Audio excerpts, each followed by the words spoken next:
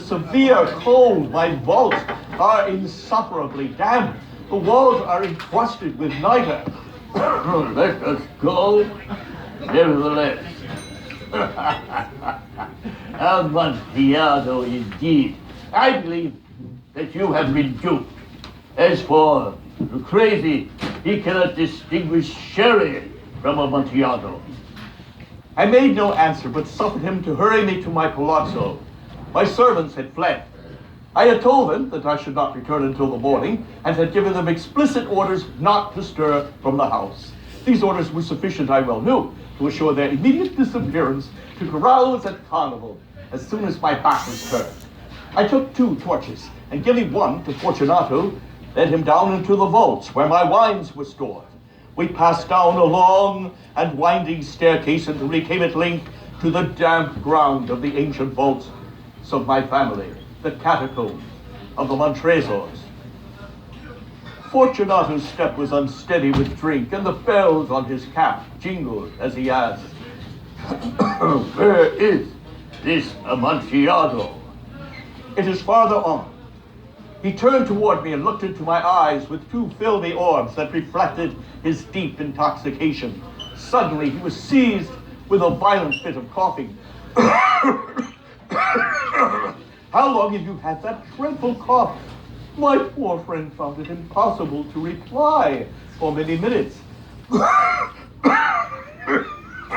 "It is nothing." "Come, we will go back. Your health is precious. To me, the wine is no matter. We will go back before you become ill. Besides, there is always, Signore Lucrezi, enough. My cough is nothing. It will not kill me. I shall not die of the cough." "True. You will not die of a cough. I did not mean to alarm you unnecessarily.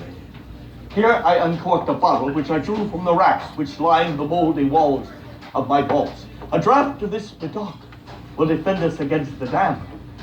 Drink." He raised the bottle to his lips, and the bells on his cap jingled. "I drink to the dead who repose in your vaults." "And I drink to your long life, Fortunato." We proceeded in our quest for the Amontillado. We passed along walls of the piled bones of my ancestors, interspersed with casks of wine.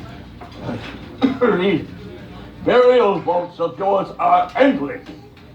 The Montresors were a great and humorous family. I paused again and seized Fortunato's arm. "Come, we will go back. You're cold." "It is nothing. Let us go on.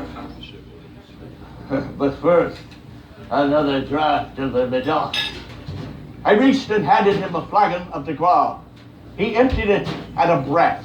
His eyes flashed with a fierce light, and he laughed insanely as he tossed the bottle upward, with a gesticulation I did not understand.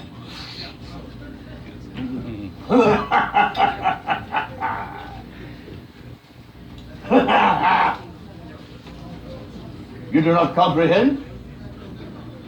Not I. Then you are not of the Brotherhood.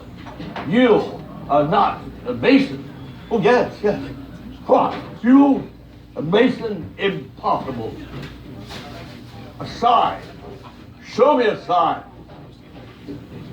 It is this. Here, from beneath the folds of my cloak, I produced a trowel. You jest. But let us proceed to the Amontillado. Be it so. He leaned heavily upon me as we continued our search for the Amontillado. We descended farther and descended yet again until we arrived at a deep crypt where the foulness of the air caused our torches to glow rather than flame. The walls of the crypt were lined with human remains piled high to the vaulted ceiling overhead. From one of the walls, however, the bones had been pulled down and lay haphazardly upon the earthen floor, forming a mound of some size. Within the wall, thus exposed, could be seen a recess of about 4 feet deep, nearly 3 wide, and in height 6 or 7. It seemed to have been constructed for no special use, but merely formed the inter